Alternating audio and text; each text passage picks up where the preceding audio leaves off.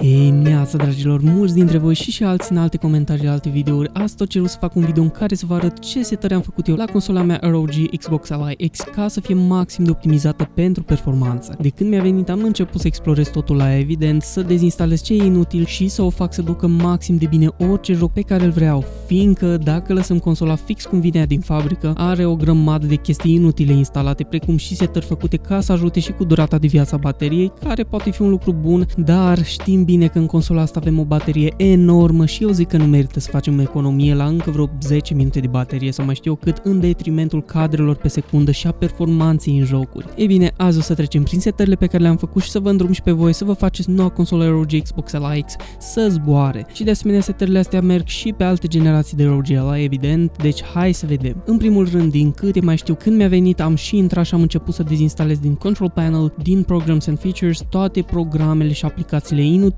pe o consolă din asta portabilă. Deci aici avem Excel, Word, OneDrive și altele de genul. Aici putem zice că am mai eliberat din spațiuri, dar da, am mai dat uninstall și la chestii din meniul de start, fiindcă nu toate apăreau în Control Panel. În fine, după ce am terminat curățenia de început, hai să intrăm în Armory Crate ca să vă arăt ce setări am făcut aici. În panoul de setări la general am făcut să se deschidă consola în Armory Crate, care poate fi foarte rapid minimizat, deci nu îți mâncă timp, fiindcă eu am toate jocurile pe Steam și din alte părți, nu pe Xbox, deci mi-e cam inutil Xbox-ul, cel puțin mie. La performance avem modul de operare, iar eu întotdeauna îl las pe turbo, chiar și pe baterie când joc. Așa o să avem maxim de putere și răcire, dar uneori trebuie să încercați și pe performance la jocurile mai ușor de rulat, tip platformer de exemplu, ca Hollow Knight, unde avem 120 de cadre pe secundă fără probleme chiar și pe modul de performance. Și asta e foarte util, fiindcă în modul performance temperaturile la procesor o să fie mult mai mici, deci consumul de baterie o să fie și el unul mult mai scăzut. Dar asta din nou doar în titlul în care avem cadre multe pe secundă în modul performance similare cu cele de pe modul turbo. În tabul de Echo Assist am lăsat activa setările de standby, fiindcă uneori mai au o pauză de la joacă și pe baterie și doar apăs pe butonul de pornire odată, iar consola intră la somn ca și pornită, iar apoi pot să o deschid instant cu o apăsare. E foarte utilă chestia asta. Mai apoi să fiți siguri că activați CPU Boost, care ajută foarte mult la joacă, să nu vă faceți probleme de temperaturi, răcirea e foarte serioasă și bună la consola asta. În continuare, extrem de important la GPU settings, puneți din prima 10 GB la GPU. Din câte mai știu, consola vine din fabrică cu 6 sau 8 alocați pe partea de GPU, ceea ce e chiar puțin. Multă lume a făcut teste, precum și eu, și chiar 10 GB e acel punct perfect, mai ales că avem 24 de GB de memorie unificată pe consola asta, deci cu 14 GB RAM o să ne descurcăm lejer în orice joc. Dacă cu prima generație de ROG Ally am pus cam 6 sau 8 la GPU și restul era doar pentru RAM și chiar îmi zburau jocurile, Forza Horizon 5 și altele, fără frică puteți să vă puneți 10 GB la GPU. În continuare, recomand la următoarele setări să activați doar Radeon Anti-Lag, care o să micșoreze latența în jocuri, iar restul de setări pentru scaling și frame generation să le faceți separat pe jocuri în Armory Crate, nu să le activați pentru tot global. O să vă arăt mai încolo cum se face. Iar în continuare la More Settings dezactivăm Power Mode Sync ca să fim noi în control la toate setările, nu să facă Windows-ul ce vrea de capul lui. Mai apoi la updates vă recomand să dezactivați auto-updates, fiindcă am pățit și eu să fac update de graphics driver și efectiv toate jocurile îmi rulau oribil. Poate ați zice că nu a fost de la aia, dar după ce am dat rollback la driverul anterior, îmi zburau din nou toate, ca Spider-Man și multe altele. Deci da, eu recomand că dacă ceva merge genial, să-l lăsăm să meargă genial. Iar încă o setare utilă, să limităm bateria la 80%. Eu folosesc așa consola și când știu că merg undeva cu ea, un încarc la 100%, fiindcă în majoritatea timpului jocul e la priză în pat sau chiar și pe baterie, deci n-are sens să chinui bateria la 100% în continuu cu stres când eu sunt aproape de o priză. Deci da. Bun, și cam astea au fost setările în Armory Crate. Hai să vedem în Windows ce mai e de făcut. În setări începem cu Display, unde recomand să dezactivăm luminozitatea automată bazată pe conținut, fiindcă m-am speriat la un moment dat că luminozitatea era oribilă și nu vedeam nimic și aia era la maximă din panoul ăla din Armory Crate, până am descoperit setarea asta și mi s-a rezolvat problema. Deci da, dezactivăm aiureala asta. Ok, ceva foarte important, jos de tot la graphics, activăm optimizarea pentru jocurile Windows care reduce latența. Asta e ceva chiar bun. Mai apoi la Advanced activăm și astea la alte două. Mai departe în Sounds, eu zic să ne activăm Dolby Atmos pentru difuzoare în caz că nu l-aveți deja activat, ca să se audă evident genial jocurile. Iar la More Sound Settings punem pe No Sound setările de Windows ca să nu avem tot felul de sunete oribile fără sens și rost, care pot să se bată cap în cap cu alte jocuri, să cauzeze glitch-uri și crash-uri,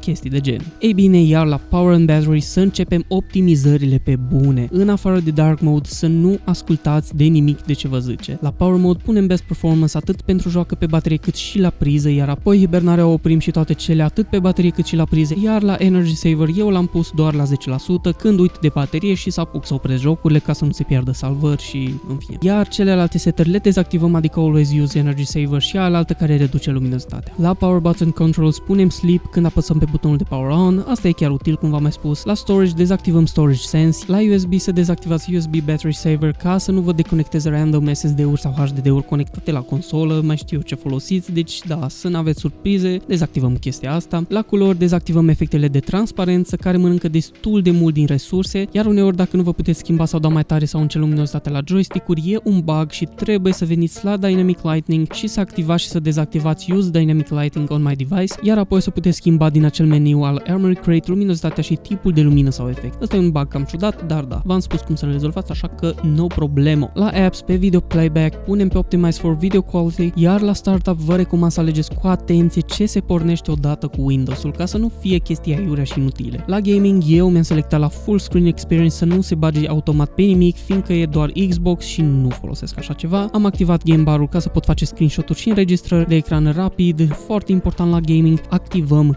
Game Mode ca să meargă maxim de bine Windows-ul pentru jocuri fără procese aiurea în fundal. E bine, și ce-mi place mie să fac? Să dezactivez update-urile de Windows complet până am chef sau nevoie reală de ele. Ca să reușiți asta, vă recomand și vouă să vă luați programul WinAeroTricker, e complet safe și gratuit, garantez eu, și au făcut și alții pe YouTube videouri. Mi-a fost puțin teamă și mi-e recunosc, dar atât de ușor n-am dezactivat update-urile niciodată și nu m-am mai băzit la cap veci pururi. Doar instalăm aplicația, bifăm Disable Windows Updates și restartăm consola, iar apoi la Windows Updates o să vă arate o grămadă de erori de conectare și glitch-uri și ciudățenii și da, o să fiți lăsați în pace până nu o să mai vreți să fiți lăsați în pace și o să vreți să vă reactivați update-urile la fel cum le-am și dezactivat. Și da, încă ceva foarte util, ca să fiți siguri că nu aveți descărcate zeci de mii de fișiere inutile, puteți șterge absolut tot ce e în Windows, Software, Distribution și în folderul Download. Aici sunt update-urile descărcate care sunt de multe ori mulți giga și încarcă inutil SSD-ul cu zeci de mii de fișiere. Eu le șterg întotdeauna și complet safe, n-am avut nicio problemă, deci da, recomand și voi să faceți la fel. E bine, și pe final de video, hai să trecem și prin Control Panel, prima dată la Power Options și faceți cumva să aveți modul de turbo. Ar trebui să-l aveți și să-l puteți selecta. Mergeți la Change Plan Settings și puneți tot cum am și eu aici. Iar cel mai important, la Advanced Settings, toate setările astea să vă fie la fel ca la mine. 0 minute la oprirea hard disk-ului, la Sleep Never și Disable, la PCI Express off la ambele, iar important de numai la Processor Power Management pune 100%